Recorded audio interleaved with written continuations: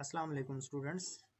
आज हम 8 क्लास के नया सिलेबस जो कि सिंगल नेशनल करिकुलम के नाम से भी जाना जाता है और इसको हम SNC बोलते हैं। इस सिलेबस के 8 क्लास के इंग्लिश के लेसन नंबर 2 अ ग्रेट वर्च्यू इसकी कंप्लीट एक्सरसाइज को सॉल्व करेंगे। तो आइए हम अपनी एक्सरसाइज की तरफ चलते हैं। सबसे पहले हम जो लेसन के अंदर क्वेश्चन आए थे उनको सॉल्व करेंगे, उसके बाद हम एक्सरसाइज सॉल्व करेंगे। तो सबसे पहले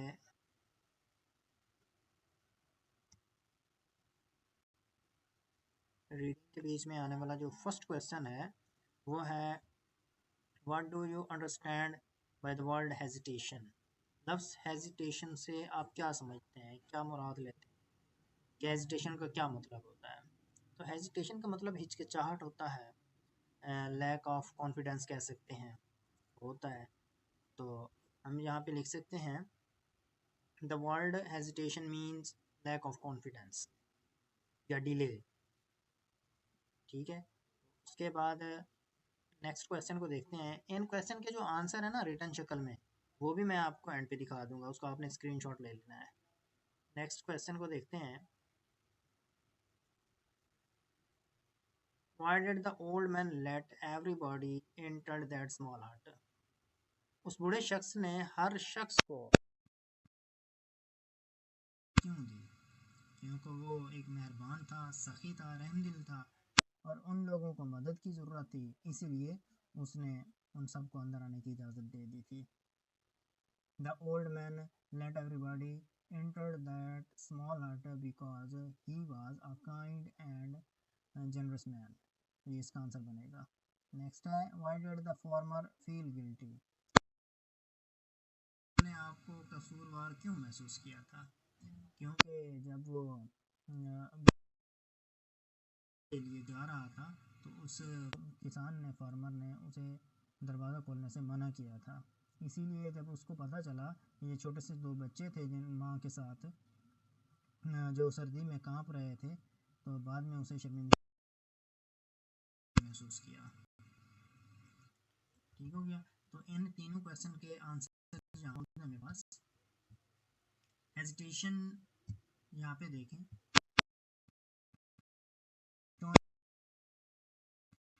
टू डू समथिंग, कोई काम जब आप कर रहे हो तो आपको अगर शक व शुबा पैदा होता है तो उसे the old man was very kind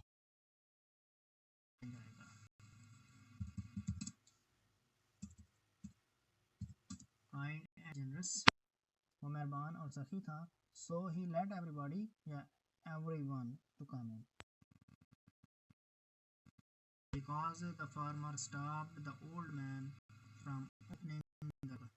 ठीक है, अब आगे देखते हैं कि आगे क्या है।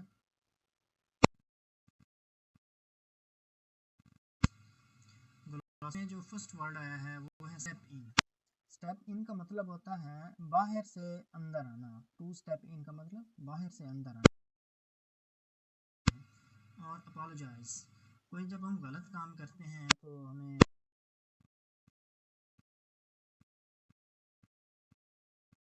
करना। तो एक्सप्रेस रिग्रेट फॉर रॉन्ग, कोई जब हम गलत काम करते हैं तो माजरत का जो इजहार हम करते हैं उसे हम अपोलोजाइज बोलते हैं। और उसके बाद है एकोमोडेट, बंदोबस्त करना, देना। टू फिट इन,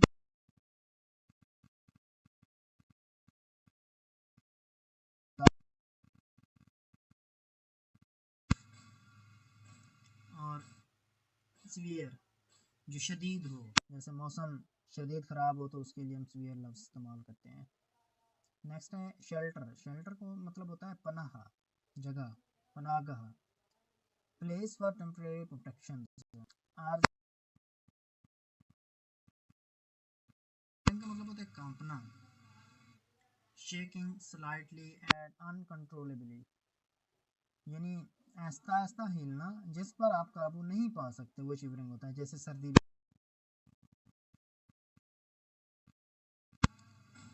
ठीक है, एक्सट्रीमली बैड। इसके लिए आप डेंजरस भी वर्ड यूज़ कर सकते हैं। नेक्स्ट है हेजिटेशन। हेजिटेशन का मतलब क्या होता है? हिचकिचाहट होना, डाउट पैदा हो जाना, शक पैदा हो जाना। इसके लिए वर्ड हम यूज़ करेंगे डाउट और रिलक्टेंस। नेक्स्ट को देखते हैं। नेक्स्ट क्या है? Oral communication skills. Oral communication skills में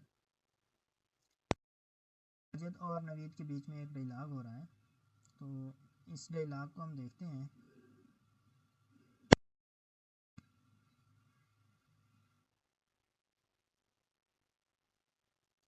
माजिद क्या बोलता है? माजिद बोलता है अस्सलाम वालेकुम।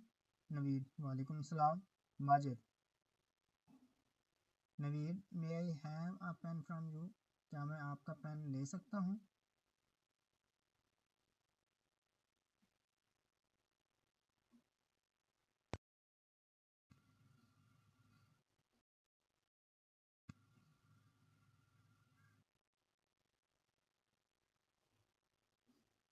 फिर नवीद आगे क्या बोलता है? वेयर इज़ यूअर्स, तुम्हारा कहाँ है?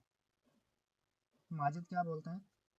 I forgot to bring it with me, मैं इसे अपने साथ लाना भूल गया था। फिर नवीद क्या जवाब देता है? Don't worry I have an extra pen, आप परेशान हो, मेरे पास एक इजाफी पेन है, एक इजाफी कलम है। Will give it to you, मैं ये तुम्हें दूंगा। Majid thank you for sharing your pen, अपना पेन देने पर आपका बहुत शुक्रिया। नवीद माई प्लेयर, मेरी खुशी है इसमें। ठीक है, तो एक्टिविटीज़ में क्या है? Think of N unpleasant situation, एक नाखुशगवार सूरत हाल को सोचना है आपने। उसमें क्या करना है आगे? Role play it in group and keep the following points in mind. Group में आपने अपना एक रोल प्ले करना है, एक किरदार अदा करना है, और ये पॉइंट्स आपने जहन में रखने हैं। कौन कौन से हैं? What did you do in it, आपने इसमें क्या किया? How did you come out of it, आप इस सिचुएशन से बाहर कैसे निकले? ठीक है, उसके बाद आगे देखते हैं रीडिंग स्किल्स। रीडिंग की जो महारतें होती हैं, पढ़ने की जो महारतें होती हैं। रीडिंग फॉर अंडरस्टैंडिंग, पढ़ने के लिए, समझने के लिए पढ़ना। Right the contextual meaning of the words highlighted in the text, text में जो वर्ड्स दिए गए हैं उनके आपने कंटेक्चुअल मीनिंग लिखने हैं। कंटेक्चुअल मीनिंग जो आप मिसाल के तौर पर एक सेंटेंस पढ़ रहे हैं किसी लेसन के अंदर या किसी पैराग्राफ के अंदर, उसमें कुछ ऐसे वर्ड आते हैं जिनके आपको मीनिंग नहीं आते, लेकिन पूरी तहरीर पढ़ने के बाद आपको अंदाज़ा हो जाता है कि इस वर्ड का ये मतलब होगा, तो उनको हम कहते हैं ये कंटेक्चुअल मीनिंग। मैं आपको उर्दू में इनकी मीनिंग बता देता हूँ जो हाईलाइट।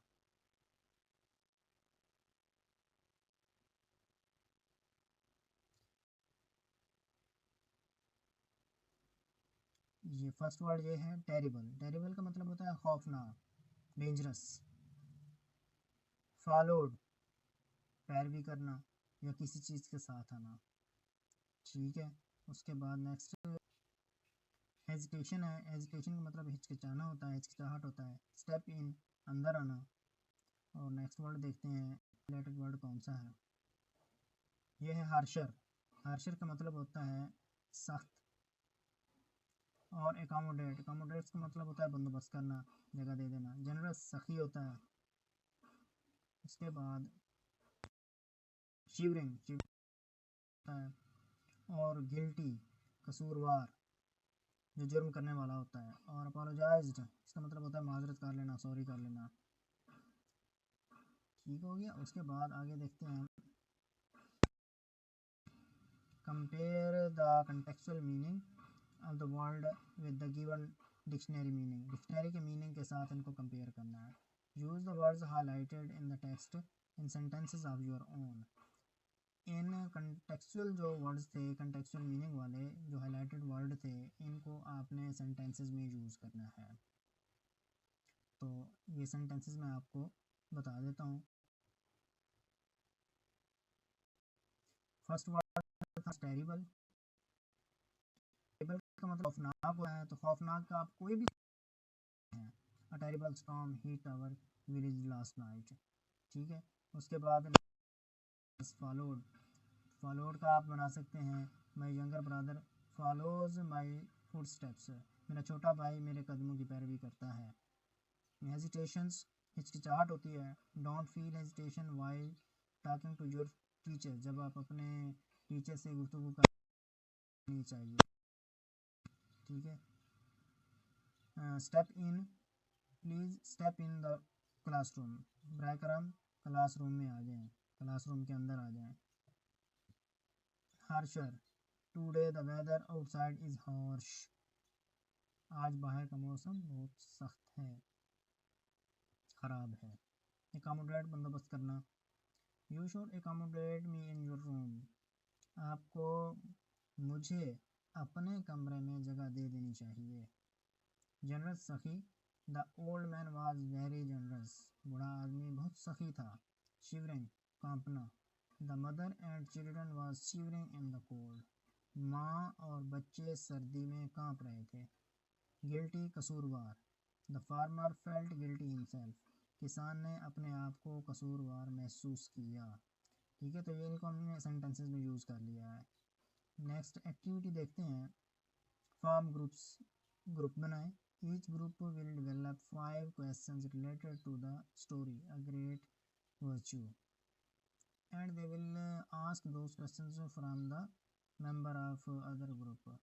आपने ग्रुप बनाने हैं और हर ग्रुप 5 सवाल पूछेगा दूसरे ग्रुप से अ ग्रेट वर्च्यू स्टोरी के बारे में, ठीक है, और दूसरे ग्रुप ने उनके आंसर करने होंगे। The teacher will note down the marks each group got from the correct answer, सही जवाब में से वो टीचर उनको मार्क्स देगा। नेक्स्ट देखते हैं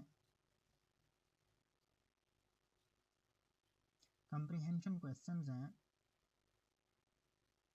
who knocked first eight the door in the stormy night, तूफानी रात में सबसे पहले दरवाजे पर किसने दस्तक दी? तो आपको याद होगा किसने दस्तक दी थी, वो एक हंटर था। अ Hunter knocked eight the door first. How many people were night, उस तूफानी रात के दौरान झोंपड़ी में कितने लोग थे? तो टोटल थे 6। हम कह सकते हैं there were 6 people at small. Why did the old man not refuse to give shelter, उस बूढ़े शख्स ने क्यों किसी एक को पनाह देने से इनकार ना किया? क्योंकि वो सखी था। मैन वाज जनरस एंड सखी, kind and generous, therefore he did not refuse. Why did the people have to stand the whole night in the... लोगों को सारी रात झोंपड़ी में गुजारना पड़ी? क्योंकि वो झोंपड़ी छोटी थी, उसमें जगह कम थी और वो 6 लोग थे इसलिए। बिकॉज द हट was very small. What do you learn from this story, आपने इस कहानी से क्या सीखा है, क्या सीखते हैं? एलाबोरेट, उसकी वजाहत करें। तो हम कह सकते हैं कि जो काइंडनेस है इससे बढ़कर और कोई चीज़ भी नहीं है। तो इनको हम रिटन शक्ल में मैं आपको दिखा देता हूँ, इनका आपने स्क्रीनशॉट ले लेना है।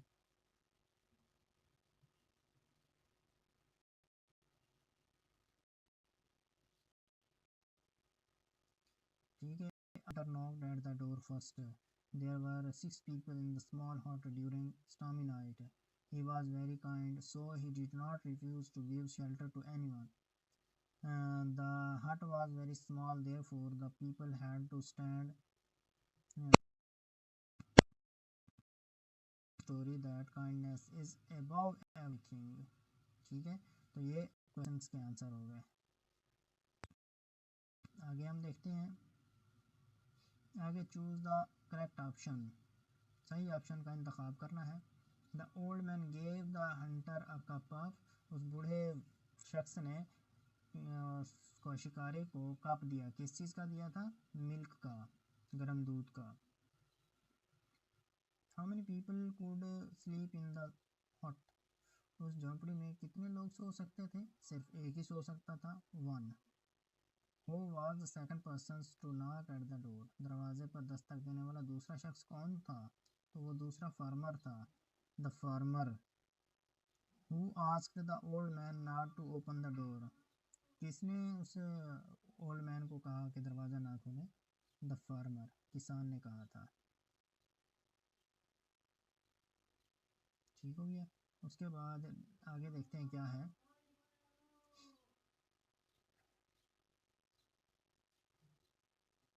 Scheme and scam, scheme and scan the story, a great virtue, and write a character sketch of the old man. Focus on the points given in the mind map. अच्छा, इस स्टोरी अ ग्रेट वर्चू को scheme करना है और scan करना है और character sketch लिखना है।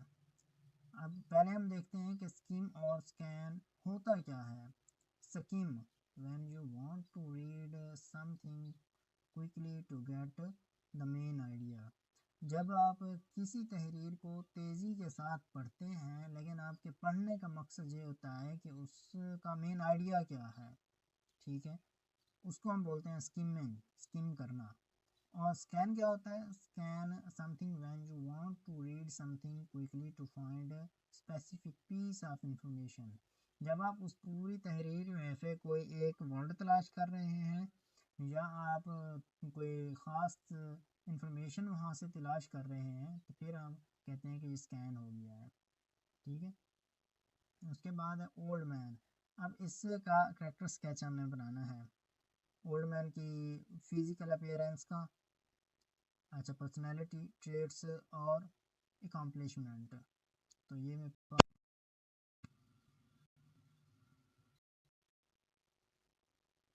Old man, the old man in the story, a great virtue used to live all alone in small हट।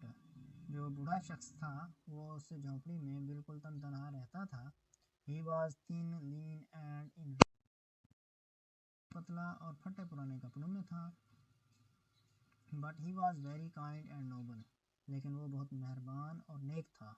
ही was really kind to everyone, वो हर मेहरबान था।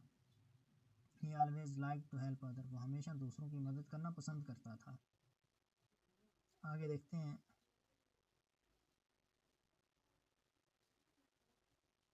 एलिमेंट ऑफ अ स्टोरी, कहानी के जो एलिमेंट्स थे यानी जो अनासर हैं। Setting, character, plot. सेटिंग क्या होती है? Setting include the time and place, जिस जगह पे कोई कहानी कोई वाक़या होता है उस जगह और उस टाइम को हम सेटिंग बोलते हैं। और कैरेक्टर क्या होते हैं? Different persons playing different role in the story, किसी भी कहानी में किरदार अदा करने वाले जो शख्स होते हैं उनको हम कैरेक्टर बोलते हैं। और प्लॉट क्या होता है? Plot means different event in the story, कहानी के अंदर मुख्तलिफ जो वाक़यात होते हैं उनको हम प्लॉट बोलते हैं। It has the following three parts, जो प्लॉट होता है उसके तीन हिस्से होते हैं। एक बिगिनिंग होता है, शुरू, आगाज़, और एक मिडल होता है कि दरमियान में क्या होता है, बीच में, और एंडिंग, एक इख्तिताम होता है। उसके बाद है क्लाइमैक्स। क्लाइमैक्स क्या होता है? The conflict is faced during the main event of the story, अगर कहानी का जो मेन इवेंट है उसमें कोई तसादुम हो जाता है तो उसे हम क्लाइमैक्स कहते हैं। उसके बाद रेजोल्यूशन होता है, उसका हल। द कन्फ्लिक्ट इज़ रिजॉल्व्ड, वो तसादुम, वो मसला हल कर दिया जाता है। And the story is concluded, और कहानी का नतीजा निकाल दिया जाता है। उसके बाद the theme is central idea of the story. Theme क्या होता है? किसी भी कहानी का जो मरकज़ी मतलब मेन आइडिया होता है, सेंट्रल आइडिया। या उसके बाद है identify the element of the story in a great virtue and fill in the mind map below. Story a great virtue के एलिमेंट की आपने शनाख्त करनी है। थीम है क्लाइमैक्स, उसके बाद event number 1, event number 2, event number 3, setting, main characters. ठीक हो गया।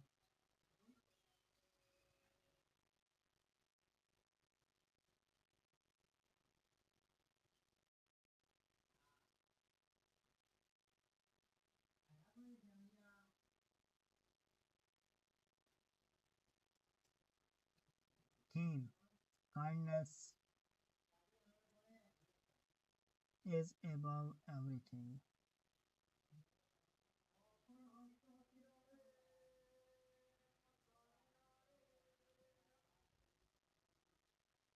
ठीक है, जो मेहरबानी होती है, रहमदिली होती है, वो हर चीज़ से बढ़कर होती है। Climax, the old man open the door and gave shelter to womans and her two children, in spite of farmer convincing him not to do so। ये क्लाइमैक्स है। उसके बाद resolution, the whole crowd spent night standing in small hut. Event number 1 क्या है? In terrible storm and heavy rain, a hunter knocked at the door and of old man. He let hunter in to spend the night। उसके बाद event number 2 है, a farmer also looked for shelter and old man let him too. जो farmer था वो पनाह चाहता था और उस बूढ़े शख्स ने उसको भी पनाह दी। तीसरा क्या है, वाकया क्या होता है? A knock was on the door, दरवाजे पर फिर दस्तक होती है। Farmer stopped old man as there was no space in hut. क्योंकि जो फार्मर था उसने बूढ़े शख्स को रोका कि आप ना जाएं क्योंकि जगह नहीं है। Old man open the door and let womans and his children in. और उसने औरत और बच्चों को अंदर आने की इजाज़त दी। सेटिंग, क्योंकि सेटिंग का मतलब होता है जगह। तो ये कहाँ पे स्टोरी वाकई हुई? एक फॉरेस्ट था, एक जंगल था। उसके बाद करेक्टर कौन था? ओल्ड मैन था। ठीक हो गया। उसके बाद नेक्स्ट जो है हमारा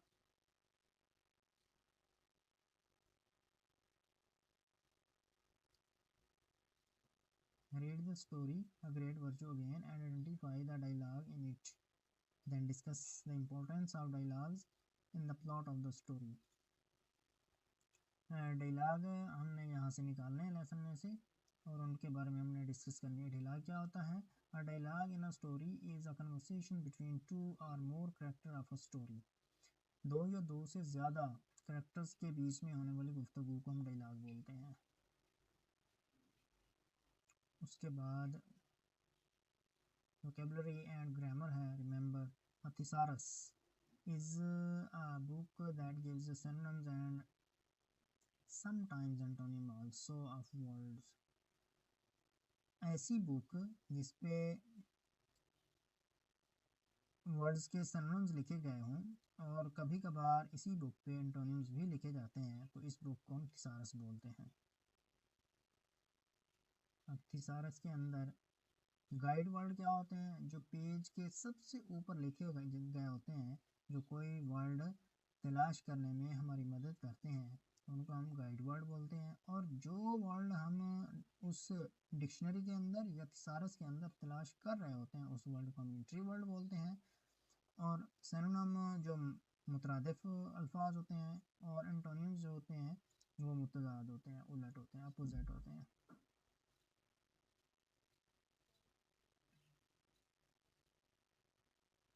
उसके बाद synonyms, look up for synonyms of the word in thesaurus।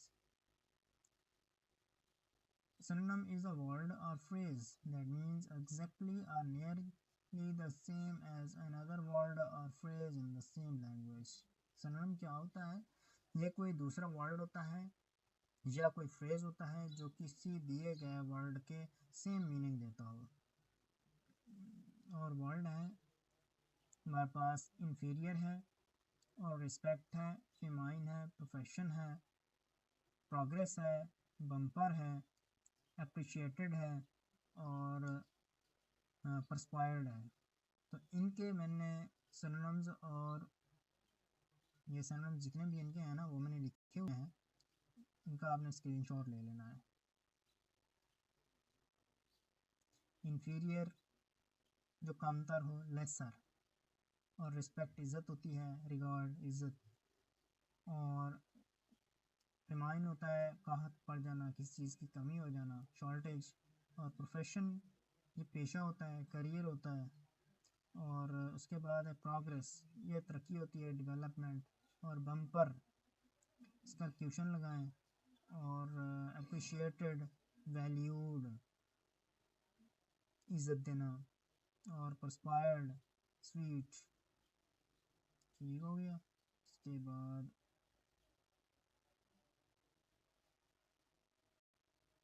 एंटोनियम्स,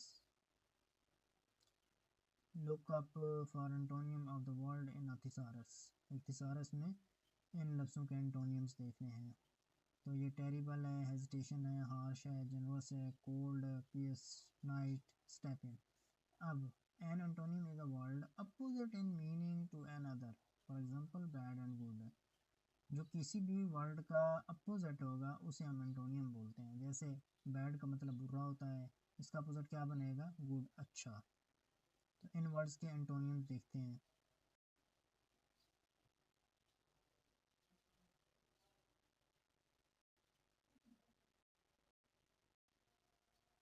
terrible, खौफनाक, एंटोनियम इसका स्लाइट।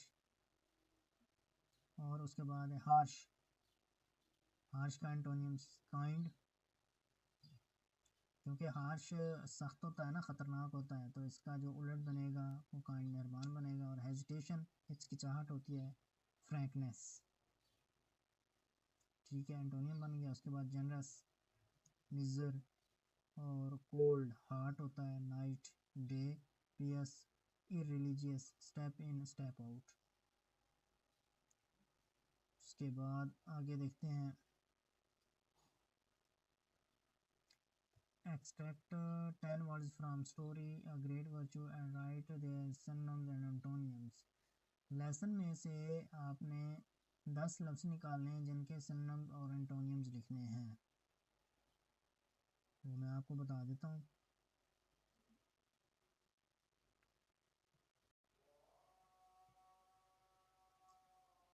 शेल्टर है, शेल्टर का जो सिनोनिम बनेगा शील्ड, और इसका एंटोनियम्स बनेगा एक्सपोजर। और टेरिबल, इसका सिनोनिम डेंजरस, और एंटोनियम इसका इंजॉयबल। हेजिटेशन का सिनोनिम्स डिले, और एंटोनियम क्लैरिटी। और हार्शर का सिनोनिम्स सीवियर, और एंटोनियम इसका काइंडर। और इसी तरह जनरस वर्ड है, इसका सिनोनिम्स काइंड, और एंटोनियम अनकाइंड। और कोल्ड, कोल्ड का सिनोनिम्स फ्रीजिंग, और एंटोनियम इसका हार्ट। और आउटसाइड इसका आउटर, और एंटोनियम इसका इनसाइड बनेगा। नाइट, नाइट का आप सिनोनिम डार्कनेस कर दें, और एंटोनियम इसका डे। और स्मॉल का सिनोनिम लिटिल, और एंटोनियम बिग। और नेक्स्ट वर्ड है ड्राई, ड्राई का सिनोनिम बनेगा हार्ड, और इसका एंटोनियम बनेगा वेट। तो ये हमारे सिनोनिम्स और एंटोनियम्स कंप्लीट हुए। नेक्स्ट हम देखते हैं साइलेंट लेटर्स। साइलेंट लेटर्स क्या होते हैं? Silent letters are written but not pronounced in a word. Examples, English के अंदर कुछ ऐसे स्पेलिंग होते हैं जिनको लिखना लाजमी होता है लेकिन उनकी साउंड नहीं होती, उनको हम कहते हैं ये साइलेंट लेटर हैं। जैसा कि मिसाल है who is knocking at the door. अब ये के साइलेंट है, इसको कनाकिंग नहीं पढ़ेंगे, इसको नॉकिंग पढ़ेंगे, तो के साइलेंट होगा। I have done my assignment, और इसमें देखें दी, ये जो जी है इसकी साउंड नहीं आई, ये साइलेंट है, इसको असाइंग, ये इस तरह तो नहीं पढ़ेंगे, हम इसको पढ़ेंगे असाइन, असाइनमेंट, ठीक हो गया। उसके बाद है आई have a very beautiful wrist watch. यह लफ्स रिस्ट है, वरिस्ट नहीं, इसके अंदर जो डब्ल्यू है ये साइलेंट है, बोलते हैं। आगे कुछ वर्ड्स हैं जिनके अंदर हमने बताना है कि कौन सा स्पेलिंग जो है साइलेंट है। Read also the word and underline the silent letter in each word. Know, know का के साइलेंट, नॉट, नॉट का के साइलेंट, कंपेन, कंपेन का जी साइलेंट, राइट, राइट का डब्ल्यू साइलेंट, रैथ, रैथ का W silent, wrist, wrist का W silent, com, काम का B silent, wrong, wrong का W silent, knife, knife का के साइलेंट, असाइन, असाइन का जी साइलेंट, और रेन, जी साइलेंट, लैम्प, बी साइलेंट, ठीक है। उसके बाद आगे देखते हैं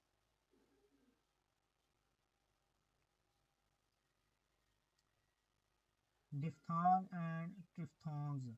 डिफ्थांग वो होते हैं जो दो वावल साउंड से मिलकर बनते हैं, वो डिफ्थांग हो गए, और जो थ्री वावल साउंड से मिलकर बनते हैं उनको ट्रिफ्थांग बोलते हैं, लेकिन इनकी साउंड सिंगल निकलती है।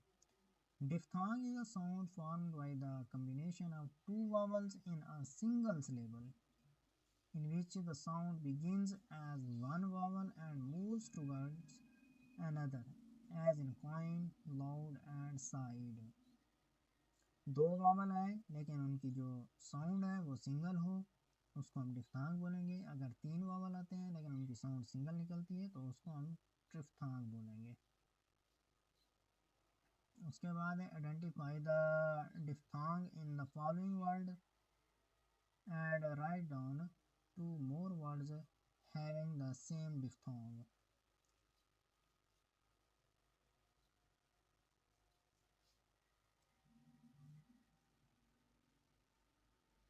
फर्स्ट वर्ड है ट्रेन। ट्रेन के अंदर ए आई एन ये डिफ्थांग है, आई ये सारा डिफ्थांग है। इसी तरह बॉय ओ वाई ओल, ठीक है, ओल। Chair air mural.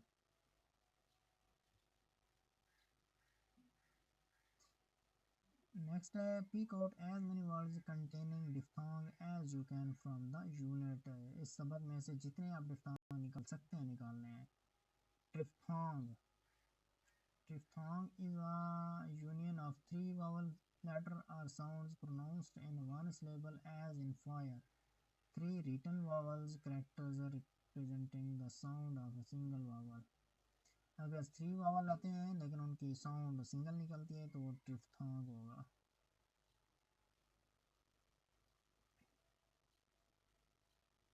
उसके बाद है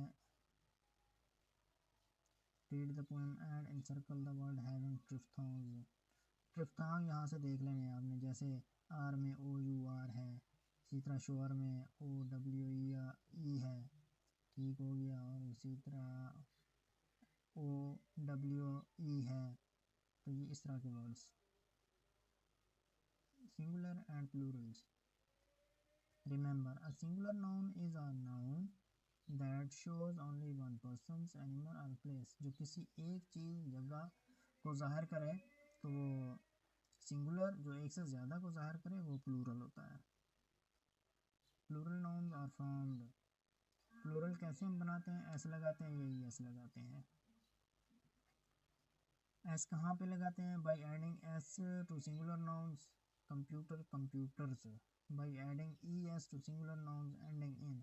ऐसे नाउन्स जिनके एंड पे स्पेलिंग आए O S double S X C H or S H, तो उनको प्लूरल बनाने के लिए हम ई एस का इजाफा करेंगे। बाकी जितने भी नाउन हैं उनके साथ सिर्फ हम एस लगा के उनको प्लूरल बना सकते हैं। आपके सामने डबल एस वाला है, ये ओ वाला है, ये एस है, ये सी एच वाला, और ये एस एच, ये एक्स वाला, तो इनको प्लूरल बनाने के लिए हमने ई एस का इजाफा कर दिया है सबके साथ।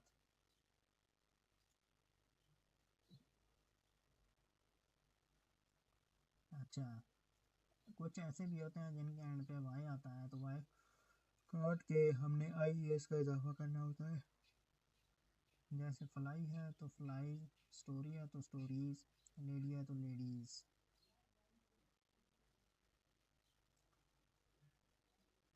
उसके बाद by changing F or F E into V E S, जिनके एंड पे एफ या एफ ई है तो उस एफ या एफ ई को काट कर हम वी एस लगाते हैं। जैसे थीव से थीव्स, शेल्फ से शेल्व्स, वाइफ से वाइव्स, लाइफ से लाइव्स। उसके बाद है by changing the spelling are adding letters. कुछ के हम स्पेलिंग चेंज करते हैं, कुछ के अंदर हम लेटर का इजाफा करते हैं, वो भी होते हैं। जैसे फुट से फीट, और मैन से मैन, आँख से आक्सन।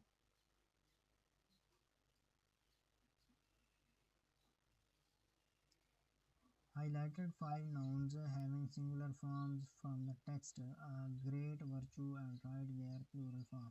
ये वर्ड्स दिए गए हैं, इनके हमने प्लूरल बनाने हैं। बेंच है तो बेंचेस, डिश है तो डिशेज, बस है तो बसेज, यानी ई एस का इजाफा। बॉक्स है तो बॉक्सेज, क्विज है तो क्विजेज, ये सारे हैं जिनके एंड पे ई एस आएगा।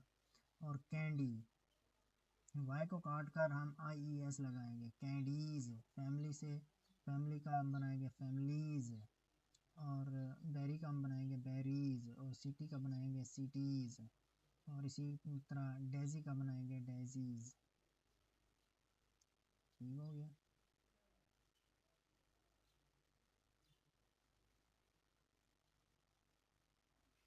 उसके बाद आगे देखते हैं countable and uncountable nouns.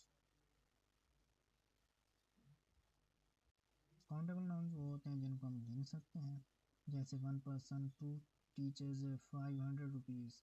Uncountable वो होते हैं जिनको हम नहीं गिन सकते, जैसे वाटर को नहीं गिना जा सकता, हेयर को नहीं गिना जा सकता, मिल्क को, वेदर को, इनको हम नहीं गिन सकते।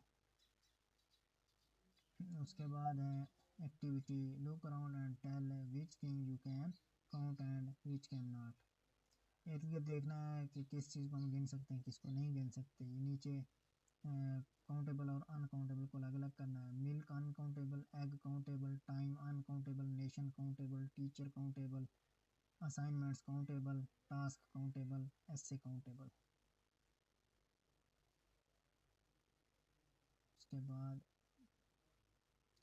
we capitalize the first letter of sentence, pronoun I and first letter of the names of peoples and place, days of। जो प्रॉपर नाउन होते हैं उनका फर्स्ट लेटर हम कैपिटल लिखते हैं, इसी तरह हर सेंटेंस का फर्स्ट लेटर कैपिटल लिखा जाता है। ये कैपिटल लिखने का रूल हो गया। प्रॉपर नाउन जितने आते हैं ये सारे कैपिटल लेटर से स्टार्ट होते हैं।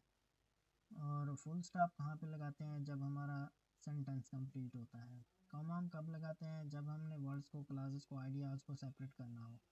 और कोटेशन मार्क कब लगाते हैं, जब is used at the end of interrogative sentences. Question mark तब लगाते हैं जब कोई क्वेश्चन वाला फिक्रा हो, सवालिया फिक्रा। और एक्सक्लेमेशन मार्क कब लगाते हैं, जब हम किसी स्टोरी के अंदर जो इमोशंस होती हैं, इमोशंस को ज़ाहिर करने के लिए, फीलिंग्स को। कोटेशंस, डबल कोटेशन कब लगाते हैं, जब डायरेक्ट सेंटेंस हम यूज़ कर रहे हैं। Are used to indicate direct speech, direct speech को ज़ाहिर करने के लिए हम क्या लगाते हैं, quotation marks. My mother said I want to meet your friend. Write 5 sentences using quotation marks. He said to me, write a letter. Write a letter ये आएगा quotation mark में। she said to me, quotation where are you going। इस तरह आप बना सकते हैं quotation वाले। नेक्स्ट है right a few good deeds which can you can practice in your daily life. कोई अच्छे से काम लिखें जो आप रोज़ाना की ज़िंदगी में आप कर सकते हैं। I can give a pen to my class fellow when he is needed, ये कोई अच्छा काम हो गया। I can cross the old, I can cross the road the old man, मैं बूढ़े शख्स को सड़क पार करवा सकता हूँ। अच्छा जी। I can give water to thirsty, मैं एक प्यासे को पानी दे सकता हूँ। इस तरह के words. Prepare your own vocabulary bank and words you have learn the story, vocabulary bank. Right a story with moral, do good have good. Do good have good एक आपने स्टोरी लिखनी है जिसके अंदर क्या चीज़ें हो, करेक्टर हो, सेटिंग हो, प्रॉब्लम हो, सॉल्यूशन हो और थीम हो। ठीक है, तो ये स्टोरी हम निकालते हैं।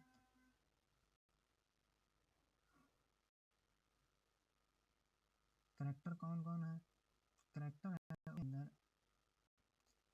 मिस्टर अहमद और मिसेस अहमद, उसकी जो वाइफ है वो है, और बिलाल है, 3 है ये करेक्टर। और कहाँ पे ये होता है, मिस्टर अहमद के घर पर। और प्रॉब्लम क्या होता है, Bilal was poor in rain he wanted shelter but Mrs Ahmad stopped her husband. Bilal जो है वो एक गरीब था और बारिश में वो शेल्टर चाहता था, पनाह चाहता था, लेकिन जो अहमर है उसकी वाइफ ने उसे ऐसा करने से रोक दिया। रेसोल्यूशन क्या निकला? Mr Ahmar refused her and gave Bilal shelter and some money. Ahmar ने अपनी बीवी की इस बात पर इनकार कर दिया और उसने बिलाल को जगह दी और उसे रकम भी दी।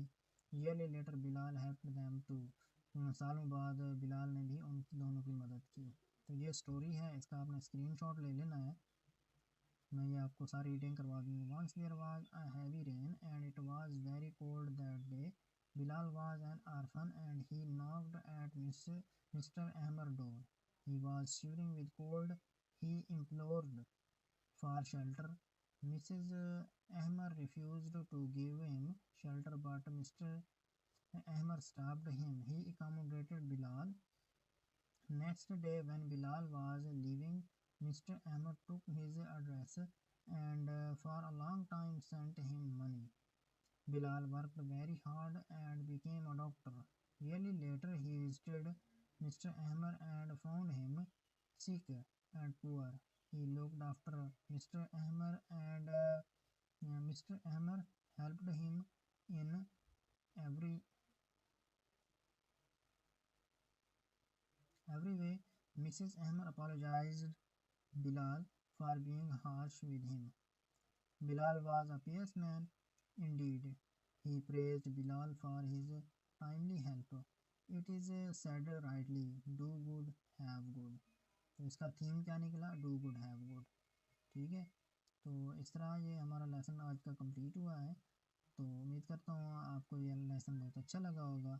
इस वीडियो को लाइक कीजिए और अपने दोस्तों के साथ शेयर कर दीजिए। मिलते हैं इंशाल्लाह अगली वीडियो में। Thank you so much. अल्लाह हाफिज़।